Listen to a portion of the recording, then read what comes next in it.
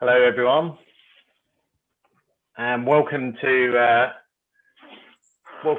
CanDiD Network World Cancer Day Zoom meeting. Claudine, are we good to go? Do you have an idea of traffic and things? Yes, just going through the just to upgrade. Yeah, no worries. So for those of you that aren't on the panel, we're just upgrading a couple of the folks that are going to be speaking for us today.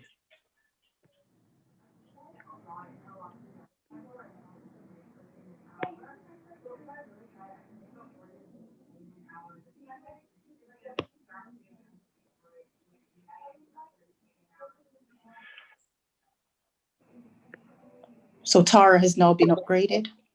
Brilliant. So World Cancer Day, and this is the first of the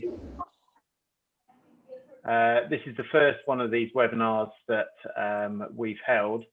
The Chronic Conditions and Disabilities Network is still a relatively fledgling network, and its growth, or our growth, has been slightly disrupted by the last year of pandemic and other such goings on. And so today we wanted to draw in some of our allies and create a discussion to raise awareness about cancer as service personnel, as people as carers, service personnel who care for those who are suffering from cancer, and also to signpost our commanders to good practice. And so to do that, we've had a couple of webinars today. We had one earlier, which was focused particularly on male diagnosis and how the men out there react and respond to diagnosis, and also service with the conditions that they face. But also today, or this afternoon, we're delighted to welcome in a couple of those charities that will support service personnel, such as Shine Cancer Support and Macmillan. We have a panel that consists of 3 service personnel from across the joint community. We welcome Lieutenant Commander Richie Gray of the Senior Service, and from the Army, Colonel John Kitson, who's currently deployed on operations, and from the Royal Air Force, Wing Commander Kerry Spencer Thomas. The webinar is an opportunity for us all to discuss cancer, how it affects us and how it affects our colleagues, our leadership, and also to broaden our understanding so that we can try and assist those who don't yet have a diagnosis and ease their path in the future.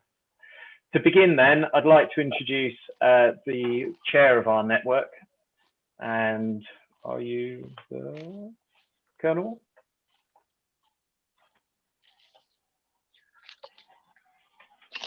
Has he just dropped off? Howard? I think we may have just lost Colonel Howard. Colonel Howard, are you there at the moment?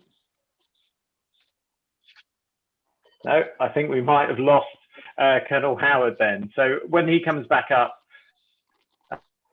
we'll introduce, we'll get him to introduce himself and to say a few words. If you're there, Colonel Howard, do you want to?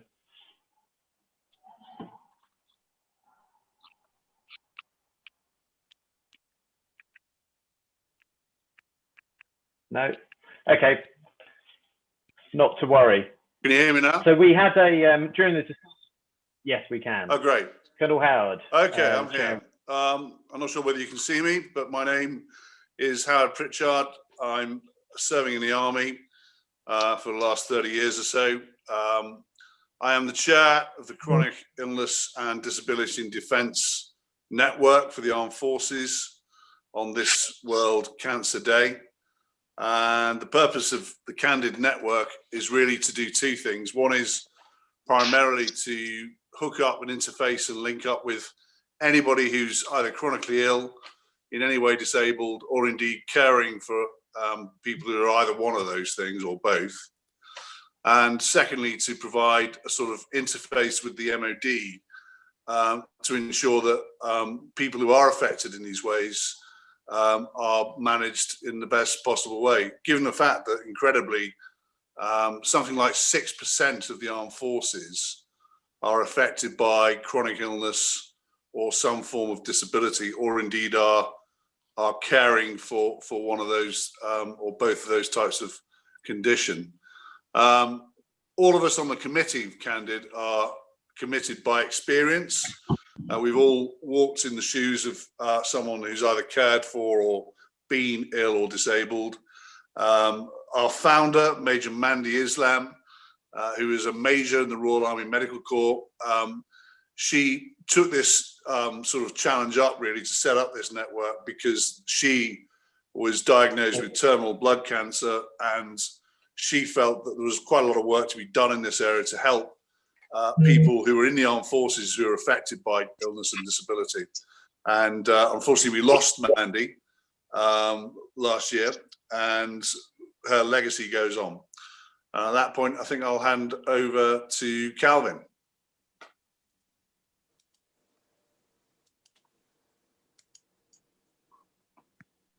Thanks very much. One of the compelling things about Mandi was her bit, and from that came the foundations of CanDiD. And so the most important thing about the network is that we tell and hear each other's stories. So without further ado, we had our stories consist of a journey, and that journey has a number of parts to it: significantly diagnosis, treatment, recovery, and then how we interface with work, which is something that as service personnel runs throughout not only our makeup but that whole journey.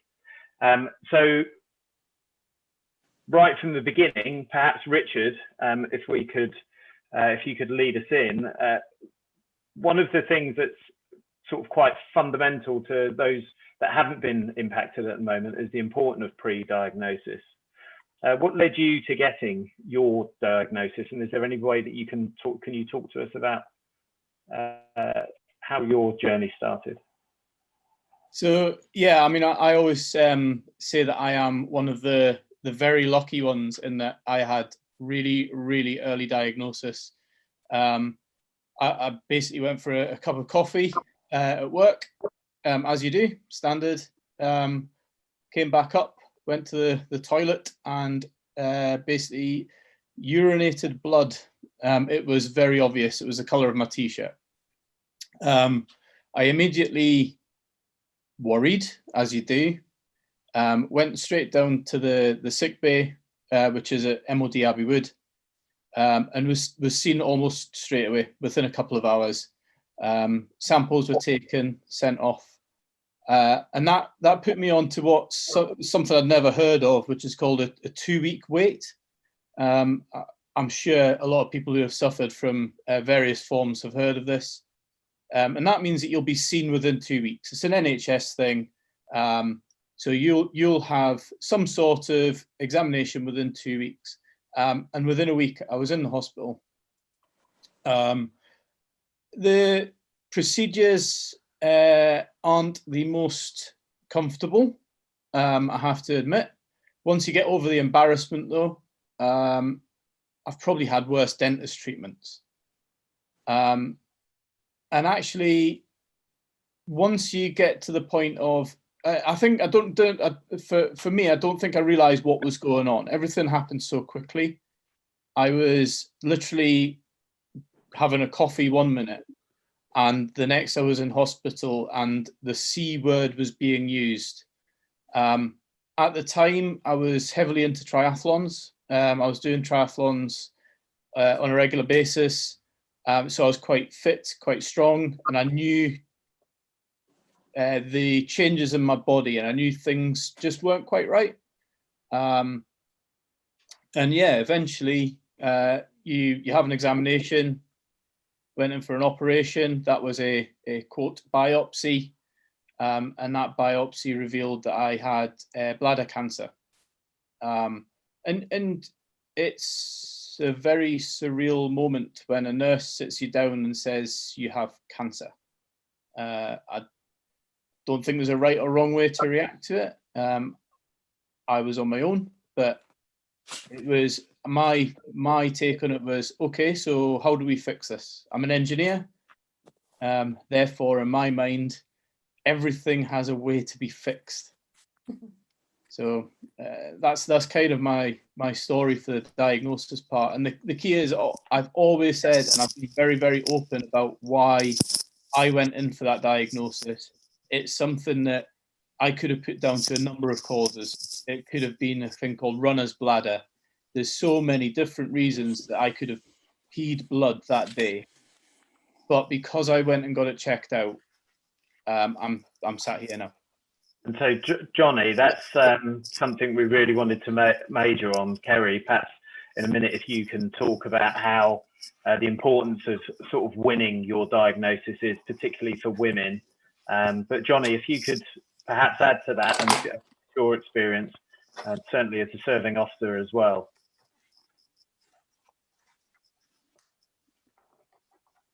John, are you there? John? Kerry? Yeah, so my diagnosis was based on the fact that I actually didn't have many symptoms at all. The one thing that was a real overriding factor for me was an overwhelming tiredness. It just didn't seem to go, and it didn't matter how I rested, I still felt absolutely exhausted. And there was another factor for me, that only a few months prior to my diagnosis, my mum had been diagnosed with cancer. She had breast cancer, and I had no reason to suspect that I had breast cancer, but there was a niggling feeling in my gut. And I have to say that the one thing I would say is really do trust your gut instinct. I went to my medical officer. It took me all my courage to go to my medical officer to say, something isn't right. I don't know what it is. By the way, my mum has got breast cancer at the moment, and I have this tiredness that just will not go. And whilst he didn't think from examination there was anything particularly in my case that stood out as it's showing that I had breast cancer, he said, I am going to refer you based on your family history to the specialist hospital. I went along to the specialist hospital, and they identified in my case that I had an unusual circumstance where I had dense breasts, and that was another key risk factor for me. So I was really lucky actually that I was listened to throughout that process, that the nurse that I saw initially said that she would consult the doctor, and actually that was based on her experience of having had cancer and how she understood how it was for me to present there saying there is something wrong, I can't explain to you what it is. And I was obviously persistent and asked them not to send me away, and the doctor again listened, the consultant listened, and the consultant said to me about the dense breast situation that as far as he was concerned, nothing would probably show on the mammogram. So he brought about a belt and braces approach, and he used an ultrasound which demonstrated that I had 4 tumours by the time that he got round to the ultrasound.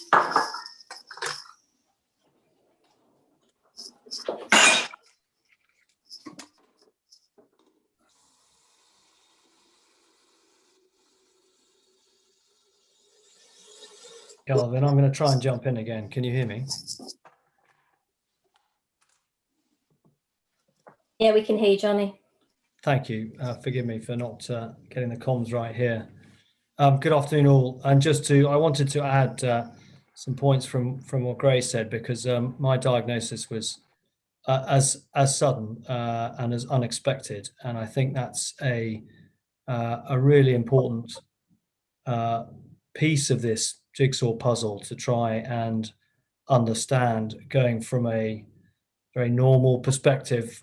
I had a conversation with my GP ongoing through the summer, and was probably a couple of months late from actually doing something about it, but luckily I was very well looked after and had a good trusting relationship with my GP, which enabled me to just keep going. I thought I had an ulcer. I was working in the Army headquarters on a pretty hectic project, working to some tight deadlines, and I've no doubt that most people on this call will recognize that kind of work and normally assume it just comes with the job. We get paid 24/7, etc., etc. At the point to which you're sat down in a small room and given the news, I think from a personal level, it just swaps your world around. And I'm not an engineer, but I'm an infantry officer, and therefore you go into planning mode.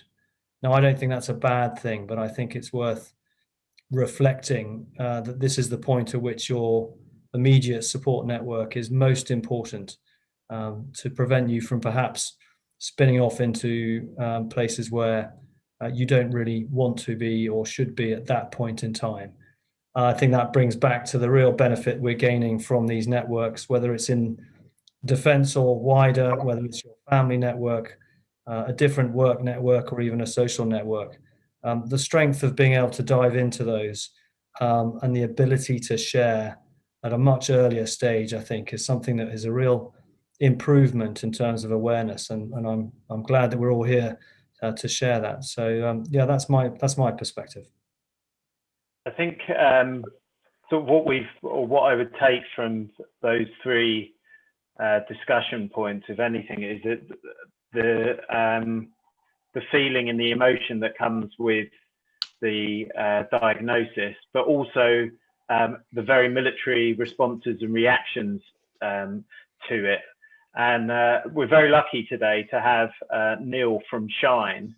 And Neil, if I could just kind of draw you in at that point to kind of collate those experiences and put context on that, because as military people, we have a unique type of reaction. We heard it from John that he, into planning mode, Kerry almost winning her diagnosis, and the importance of experience, and then also Richard saying that how about his engineering mindset. And I wonder if you could give us an insight into what Shine can offer in that regard. Yes, so just before I talk about what we do, it was just interesting going on from what you were saying about support networks and sort of, I think within our community, we hear a lot of people saying, I've got these wonderful friends, I've got this wonderful family, but sometimes people just don't get it. And I want people to speak to that just do really understand. And I think that's throughout everything that we do, the most important part is the peer support that we offer. So meeting up, I mean, in normal times, going to the pub with people, but at the moment, going for a Zoom call with people who do just understand. You don't have to feel like you're kind of outing yourself, and you don't have to worry about what someone's reaction is going to be. And I think that's so powerful. We are a patient-led charity. So all of us that work for Shine and all of our volunteers have had a cancer diagnosis ourselves, which I think is important because it means we do just understand, we do get it with issues like diagnosis, with all the range of differences that come there. We've been through it ourselves, so we do understand. And we have networks across the UK, one all the way from sort of Edinburgh down to Dorset, who, like I say, in normal times, they go for coffee, they go for drinks. I know for myself, when I finished treatment, I just wanted to go for a pint with someone who understood and who I could talk to. Not so much, I guess, go for like therapy in a hospital room, even though I did do that and it was very helpful. I just wanted to feel like a normal person again for a minute. And the work that Shine do is so powerful. So we've got our networks that go for drinks, and they're meeting over Zoom at the moment. We've got our a breakout program and our circles program, which are adaptations of our sort of longer programs, but they're online at the moment. They're 6 weeks long. The participants meet for 2 hours a week, and we talk through some issues. And it's a chance for people, especially at the moment when cancer is so isolating and lonely.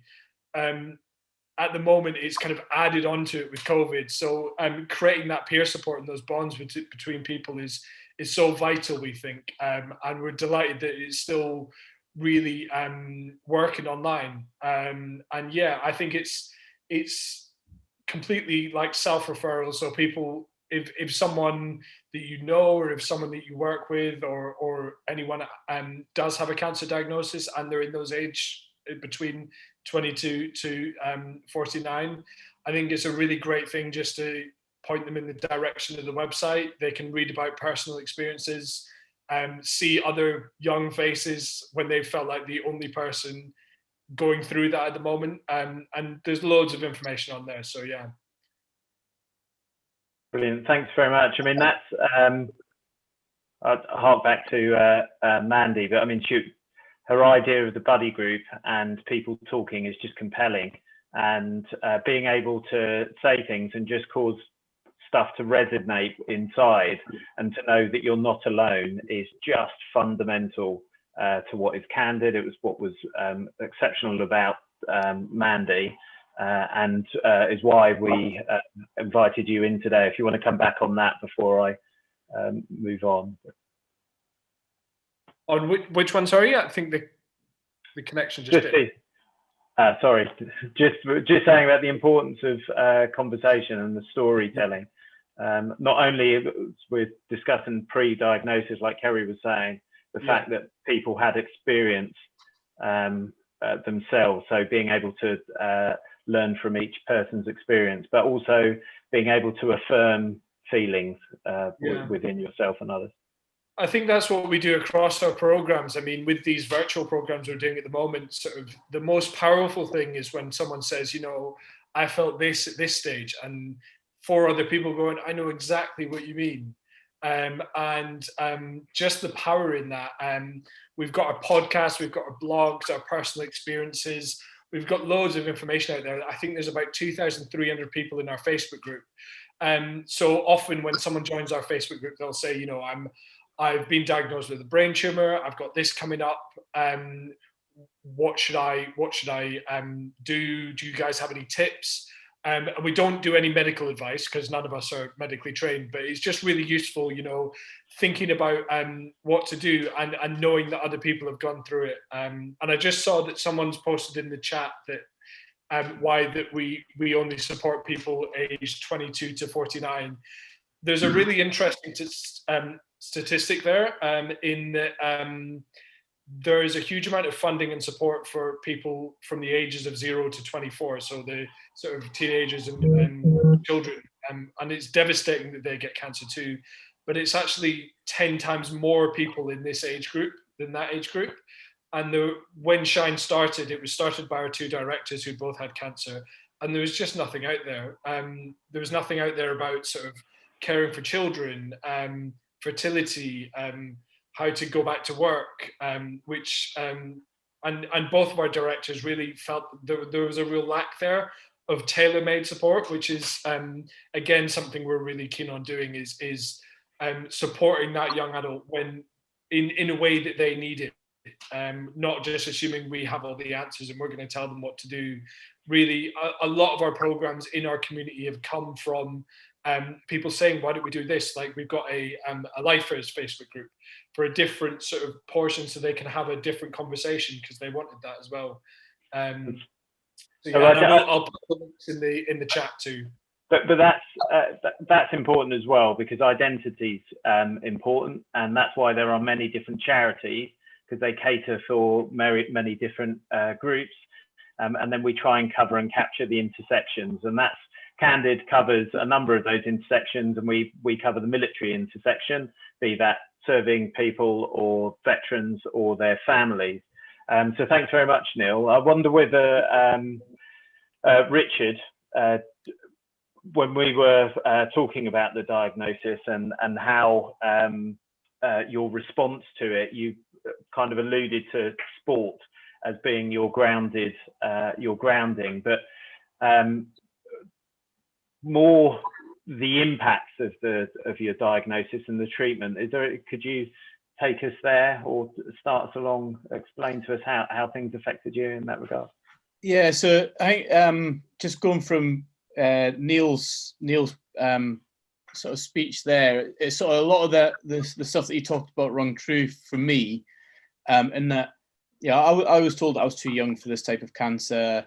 And I can see a lot of nodding going on. A lot of people get told the same thing. So it becomes this sort of out-of-body experience. And we've all sort of said, as military people, we deal with things in different ways. I think that my military background had a little bit of a detriment. There was a lot of positives. There was a lot of positives from being military and taking ownership. However, what I forgot to do was recognize the impact on my friends and family. I tried to take ownership of the diagnosis in myself. I was like, it's mine, I'm dealing with it. Nobody else needs to be involved. And I'm not here to sort of say, you deal with it exactly how you need to deal with it. It is entirely your journey, but remember that there are loved ones going along that journey with you. And people like Shine McMillan are there to support people with cancer, but they're also there to support the families. And I think I would have benefited, and I certainly think my family would have benefited from going to the support that was on offer with my family so that they understood what was going on with me. And,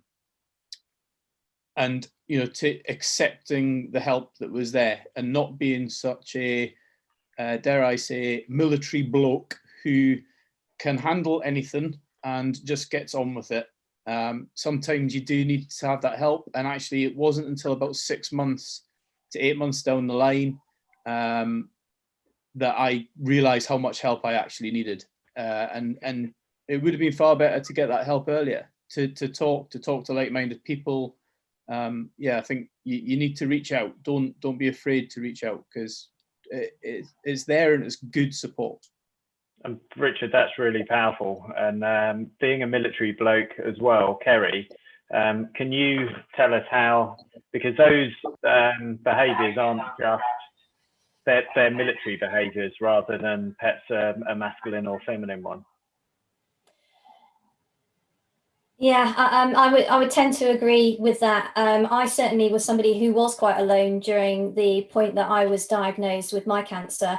And I was lucky that obviously I had my mum who was going through her own treatment, but I'd gone through separation at that particular time. And I really had to put all that to one side, and I needed help. I was lucky that I worked at RAF Coningsby at the time, and I had good relationships with the medical centre, with a lot of the staff and the pastoral and all the support staff on the unit. And what I ended up having to do was asking them for support. So asking to drive me to my operation. Actually, it was the padre that took me to my operation. And he was the person that was the first person there when I woke up from that operation.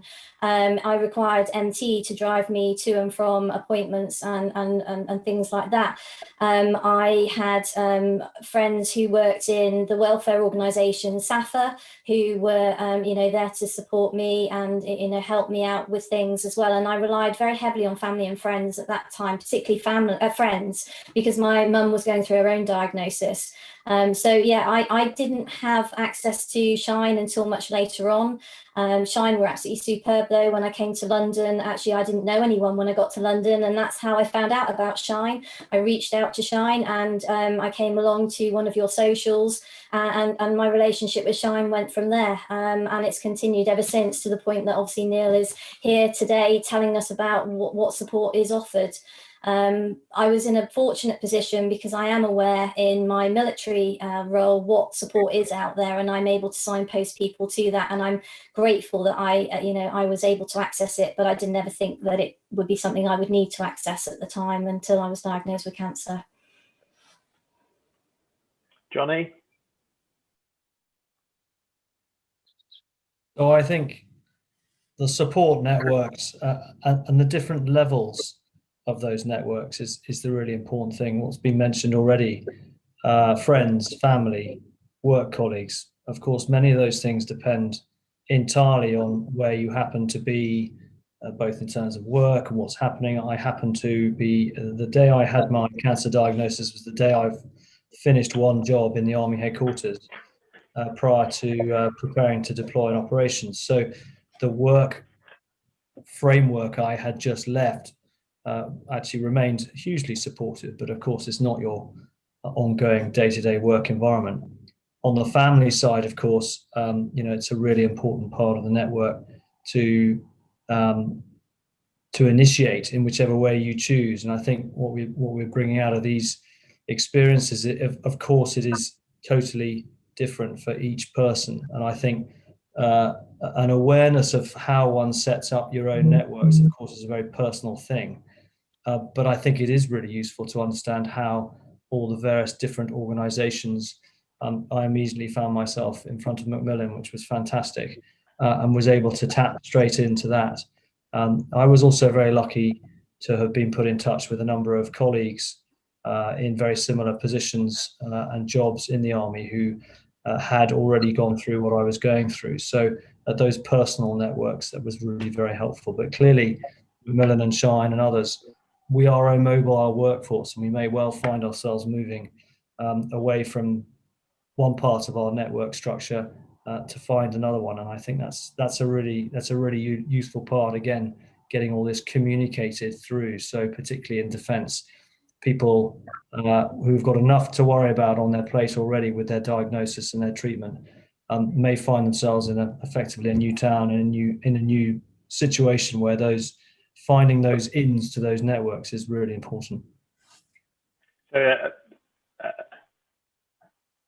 John, in particular, I mean, you'll recall about a year or so ago, I contacted you and put you in touch with a friend, and just that contact was able to provide a little bit of grounding for someone going through an experience that was new to them and was unfamiliar. And so, I understand what you've just said. It really reverberates and is very powerful. And perhaps, Neil, I'll ask just before we finish on this strand for you just to sort of offer some advice for how we act as a network and people supporting that feeling and those reactions to diagnosis, and what we can do as service personnel for each other. I think really interestingly, again, in one of the workshops we deliver to healthcare professionals, there's a stat that only 8% of people's partners or loved ones or whoever's attending hospital with them, only 8% of those people are actually even asked if they're okay, even sort of communicated with. And I think exactly like you guys were saying, everyone is so different. I mean, I can think of my own parents who were supporting me when I was 25 and I was diagnosed.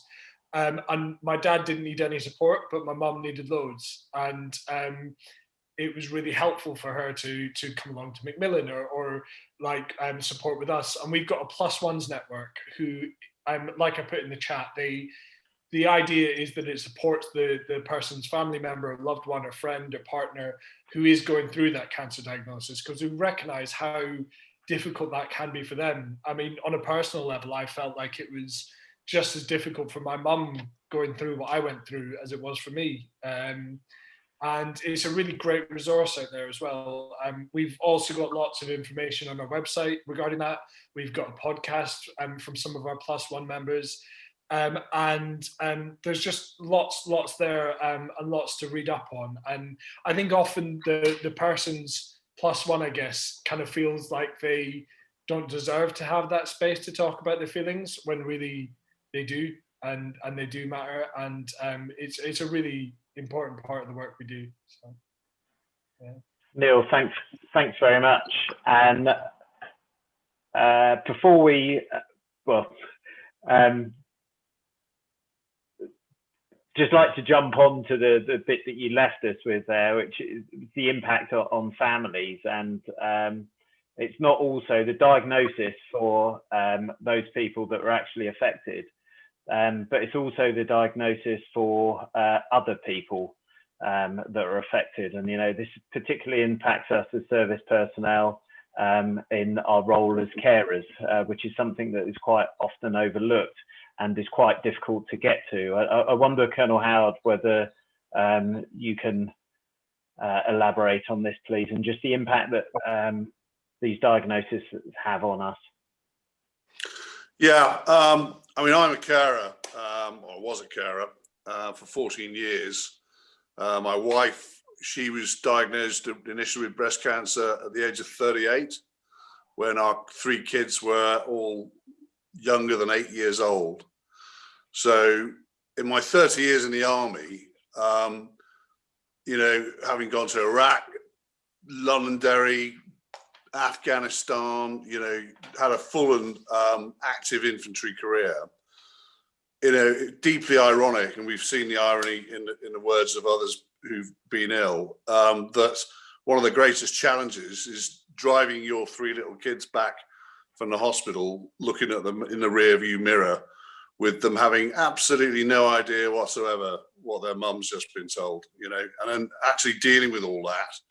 And the thing about being a carer is that you know, especially one in the armed forces, is that you tend to take a lot more responsibility on than you necessarily need to, you know, because you are, you know, right, okay, I'm a trained leader, you know, and I can do anything.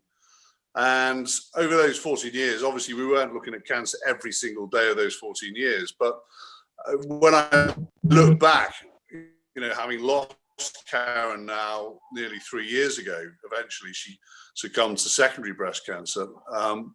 When I look back, you know, you think, well, you know, I probably overdid it in some ways at the expense of being a father, you know, or you know, sort of tried to do everything, whereas maybe there was some help available that I didn't know about. And especially true, I think, if you're in the junior ranks, because I think being an officer, you know, when you're an officer amongst officers, when you're working in a headquarters or whatever, you know, people tend to say, well, yeah, sure, you can have the afternoon off, you can go to chemo, yeah, you know, it's not that big a sort of imposition. But and as I think others who've been ill and are ill have remarked, you know, when you're really close to somebody with the disease and you're caring for them, you are effectively living the disease with them. You know, your children are under a cloud. They know their mum's got cancer. You know, they know their mum's got cancer. You know, and when you know things take a turn for the worst, you know, you've really got to summon up some courage and some resources, just like you do on active service, to get yourself through. And you know, you can end up overdoing it, just like you can on the battlefield, I suppose. So yeah, I mean, everyone's got their own experience, and everyone's got their own experience of an illness, and dealing with uncertainty is probably the thing we share between the people who are ill and the people who are caring for them. Does that make any sense? Absolutely, and I think that'll be a really useful thing for us to take away from here and look at, because, you know, as we were talking about in sections earlier, our experience as military personnel to diagnosis and our responses, as we've heard through those kind of anecdotes and Neil's input, is very different to how it can be outside, and the circumstances that we're in, the unfamiliar territory, as Kerry spoke about, you know, moving to new environments or deploying, as John was talking about, is probably something that is quite useful to get after, because when you are told that that's what you're doing, or that's the behaviour that you're exhibiting, you know you can do something about it. And as Mandy would say, that's the power of buddy groups, that's the power of discussions. But that also leads us on to the difference, the variance in those experiences. And there's a brilliant question or point raised by Craig in the chat about the different experiences from service provision. So I'd like to go back to Richard, if at all possible, and just catch on to a strand that you were talking about earlier, and moving on to kind of the impacts of the treatment, and particularly starting with mental health and cognitive support and the physical impact and as such, if you're there. Yeah, so I have got to admit I didn't deal with it very well. You know, in hindsight, and hindsight's amazing when you've got 2020.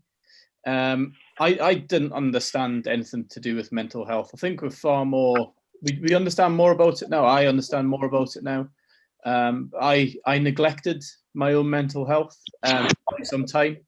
The result being that through the cancer treatment, through various other personal issues, basically ended up getting divorced.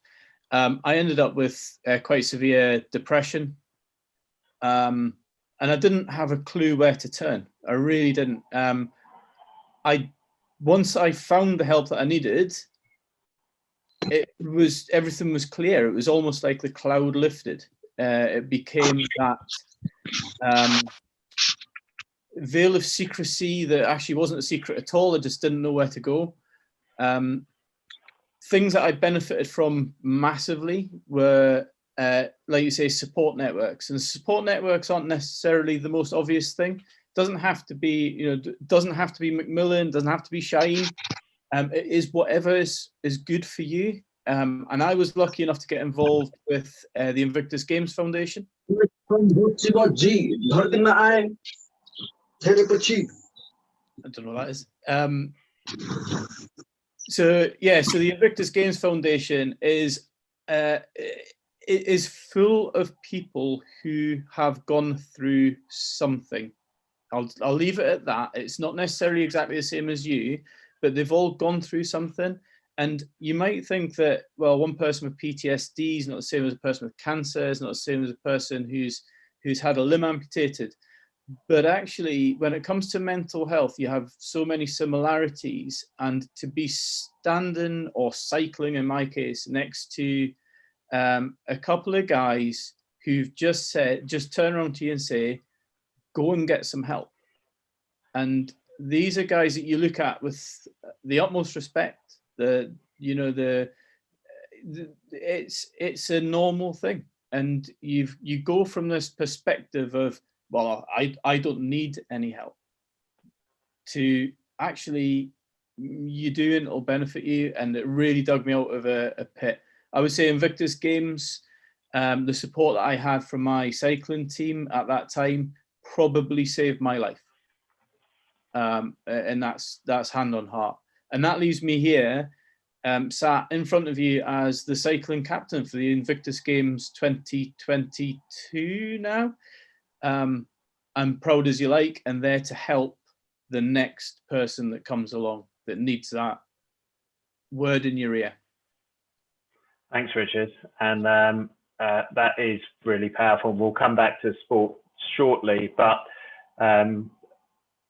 the need for support beyond the network is the important takeaway there. And today we're very grateful to have Macmillan Cancer Trust with us, who Mandy advocated for greatly. And if you get the chance to go and have a look at the services that they provide beyond just the military, please do. It's because it's really impressive.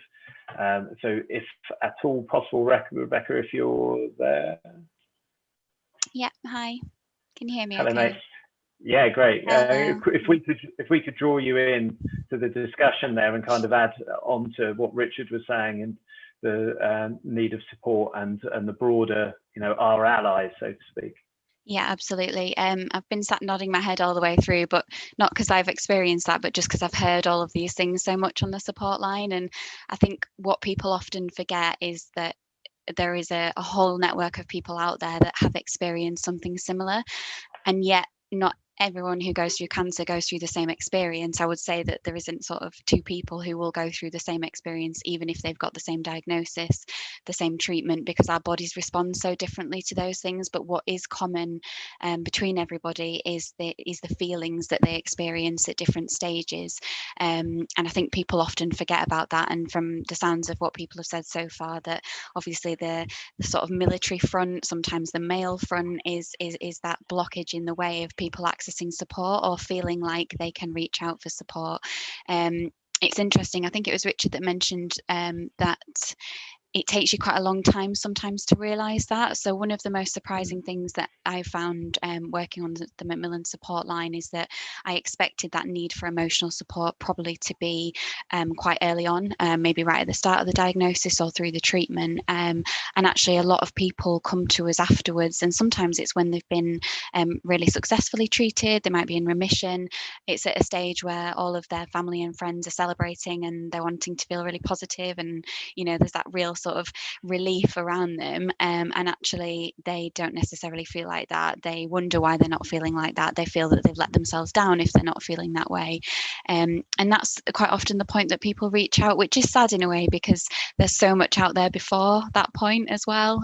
So I guess what we're trying to do through the work of Macmillan is really show that we're not just at a certain stage where kind of where people are worried about signs and symptoms right through to the possibility of end of life and palliative care. And I think one of the biggest misconceptions about Macmillan as well is that people are aware of the Macmillan nurses. A lot of people just think that we get involved at that maybe palliative stage, or we'll say Macmillan and everyone will panic because they think, right, that means the worst, you know, Macmillan nurse means the worst, when actually our Macmillan cancer nurse specialists are assigned in hospitals right at the point of diagnosis. The ones in the community often do different types of work. So we've had to really work hard to set expectation that we're not just there at a certain point and that we can help right the way through, really. My role at the moment is a service knowledge specialist for the Macmillan support line. So what I'm responsible for is training the staff that operate on the support line, and also being responsible for all of our resources, signposts, one of which is Shine, but then there's just hundreds and hundreds out there, you know, there really is, whether it's on a local level or digitally.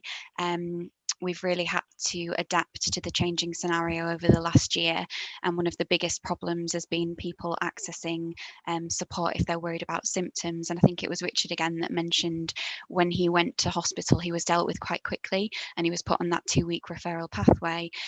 Unfortunately, over the past year, the access to GPs has been a lot more limited. People have maybe felt a lot more at risk if they're going into hospitals or going to GPs. And that has meant that there's been this big step away from getting checked out and things just get pushed aside even more.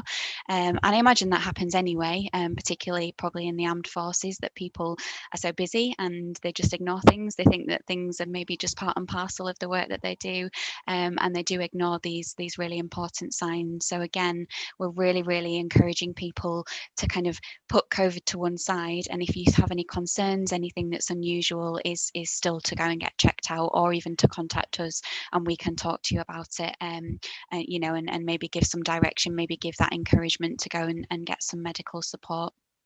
I suppose one of the important things is we've heard it a couple of times from Kerry, and I wonder if Rebecca, if you can just comment on the what the Macmillan and other charities give us in terms of being able to provide consistency. You know, if you've got a contact point that is there with you, that allows some kind of consistency, which is allow you to come back. But then we'll go to John, perhaps, if we can talk about how that within a service is important within a service context. Yeah, absolutely. So, I mean, there's different variations. The scope of Macmillan is so huge just because the organisation is spread across the UK. So you might be assigned a Macmillan professional that might be in the form of a nurse who's kind of with you at your hospital appointments or there as a constant contact for you. More generally, though, and I think, you know, people don't always have that extra time at the hospital appointments. So we want people to contact our support line, which is available every single day, 8 a.m. to 8 p.m. We have a number of specialist teams on the line there. So you can get advice about financial help or work matters, or you can speak to a nurse on the line, or you can just sit and talk to somebody for an hour and cry if you need, you know, there's anything that you need really. There's no big or small question that we can't deal with. But we keep a record of people's details on there that is completely confidential.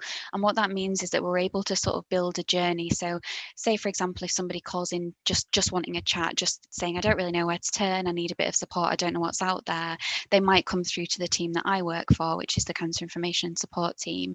And we might, as part of our needs assessment, just notice that they might be struggling a bit financially, or they're worried about what their rights are at work, and then we would link them on to a team within the support line that can help them with those things. And what that does is sort of builds up a journey. It means that we can check what stage they're at with that team, what support has been given, and yet it is all completely confidential within Macmillan. So I think people don't always realise that there's a whole range of practical elements to our support services, as well as just getting that, you know, initial emotional support. Thank you, Rebecca. Johnny, could you just take that on, particularly as you've suffered the greatest amount of relocation, so dislocation, I suppose.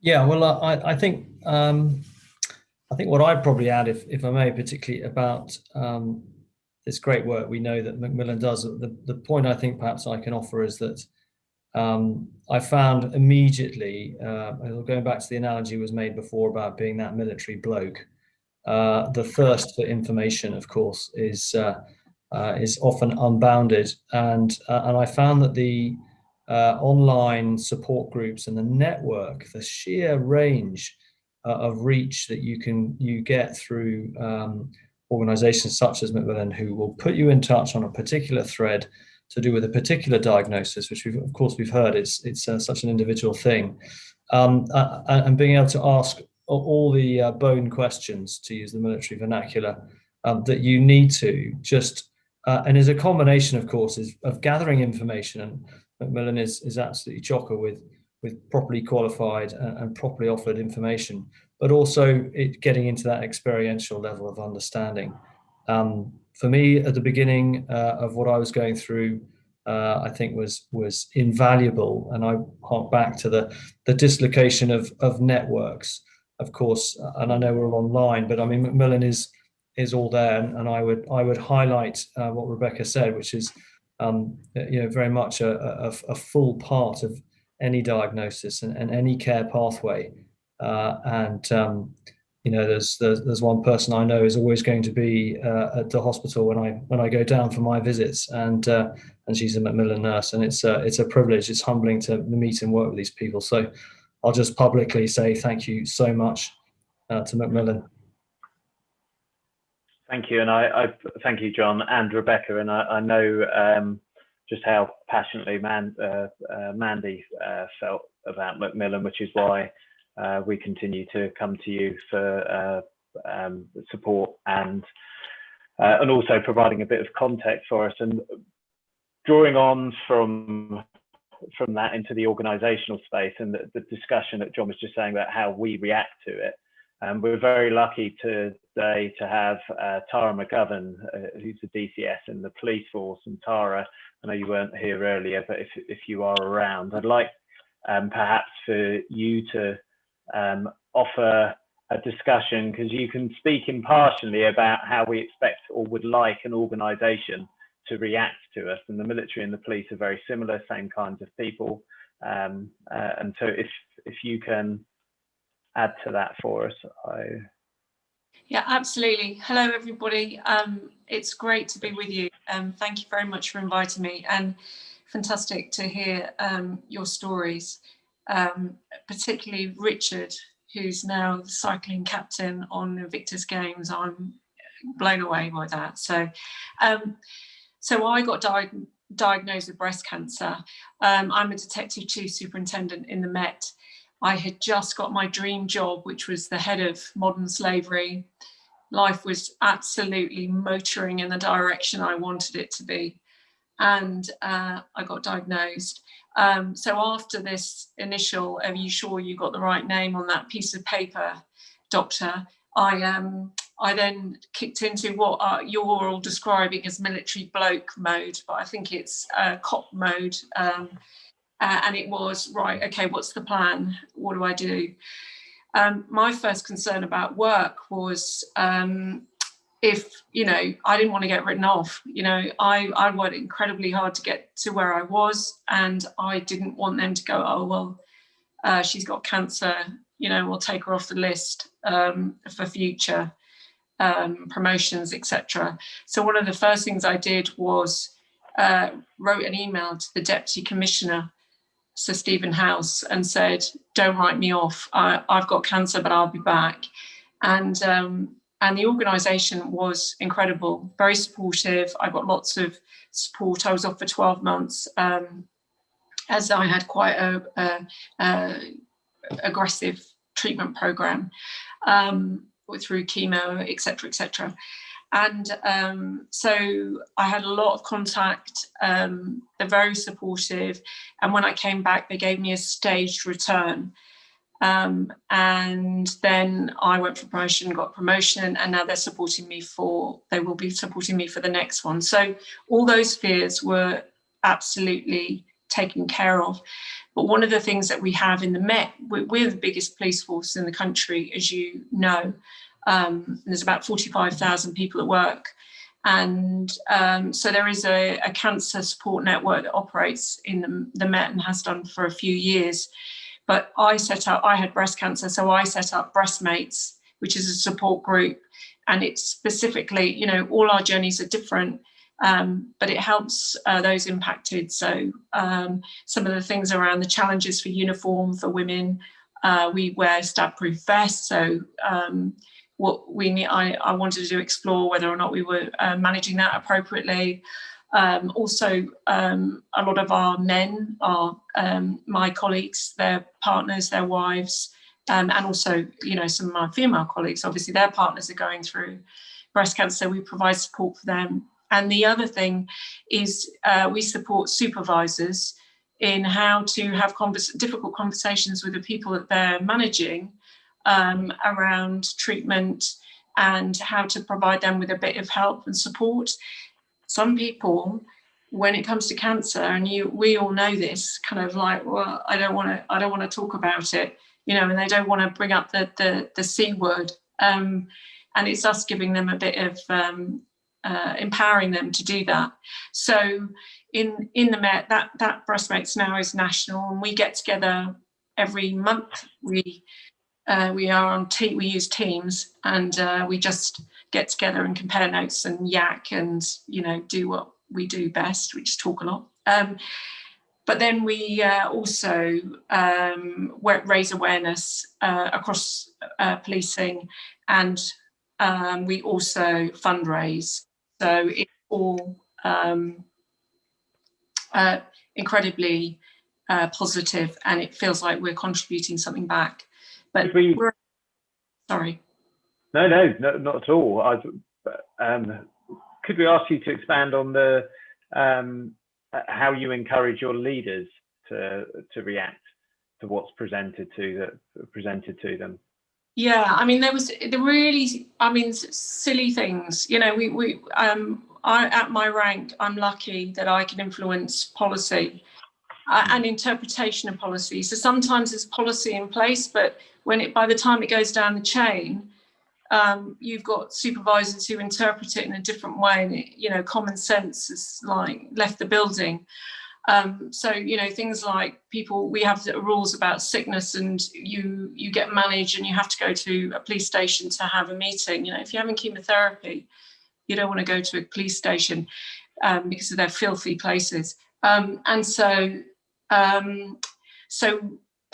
that's kind of some of the messaging that we put out. So we also created a supervisor's checklist around things to think about when you're managing somebody, and the importance to leaders about, you know, cancer is something that we're all frightened of, I think. And so I think people's response to you having cancer says more about things that are going on in their own head. And actually to have the conversation and to talk about it, and to know that a lot of people will have treatment and then come back to work, and there may be some reasonable adjustments around their actual role. But that doesn't mean that they're not going to be actively contributing moving forward. And, you know, as I keep telling my bosses, I'm better now than I ever have been. So don't be standing in my way.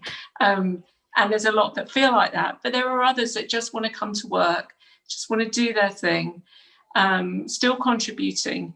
And it's okay. And we just need to have a conversation, just open the door to that conversation and listen and find out what that person really needs and wants. So that's a lot of the things. We're like you, we're a bit of a family. I think the military is a family, and I listen to the stories about, you know, your colleagues having your backs, and, you know, Kerry, you were, you know, going to treatment with some of the team, and that's what we're like. We're exactly like that. And so it makes it, you know, really, we're very fortunate, I think, in having gone through treatment and having chemo with people who don't have what we have. you know, they work for organisations that are writing them off and you know, redundancy, etc. We're very fortunate, I think, and that's one of the things I say to our leaders. That's what our people expect from us, and that's what we should absolutely make sure we deliver. Yeah, I think, which is why it's so wonderful to have you here and chat to us, because as you've explained, those experiences are very similar. I see a lot of people nodding very sagely when you're talking, and why it's so powerful as well, because you're very much an ally in that regard, and we're able to pick up things that, or behaviours that you exhibit, that we exhibit ourselves, but use you to reflect them back at us. And you said some incredibly powerful things there, Tara, and I absolutely love your message to your higher ups. And a lot of what you said is very, very similar to Mandy, and the most powerful of which was, at my rank, I can influence policy.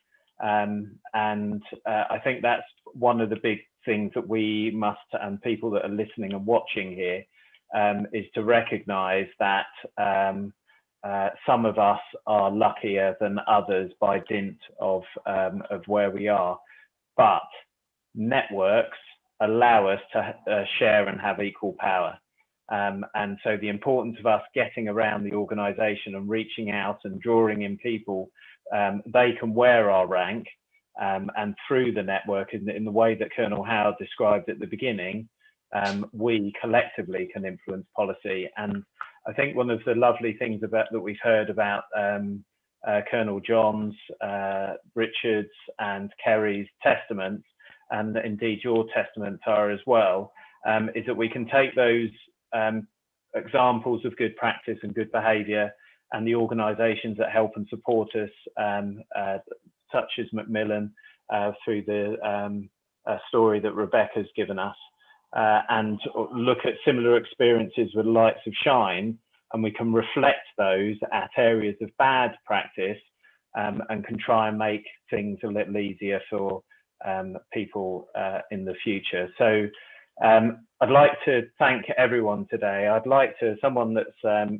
sat very quietly in the background, who I know is wearing a wicked awesome Invictus top, is Jill Charlton, who is fundamental in drawing this all together, and who's just been wonderful at carrying over the Islam spirit, should we call it, and pulling us all together. And I certainly am much more aware and educated on the back of this discussion, and I would like to thank you, and I think everyone else would like to pass on our thanks for you doing the great work that you did, and to the great work that everyone else has done during the day in trying to raise awareness and challenge perceptions. So that's us pretty much at an hour and 5 minutes. If there are any questions, we'll take them and put them, take our addresses. Thanks once again to all of the panelists. And I think from that, I'll let you go, very sadly. But thank you very much for an interesting and engaging discussion. Thank you. Thank you. Thank you. Bye. Bye. Bye-bye. Thanks, everyone. Thank you. Bye-bye.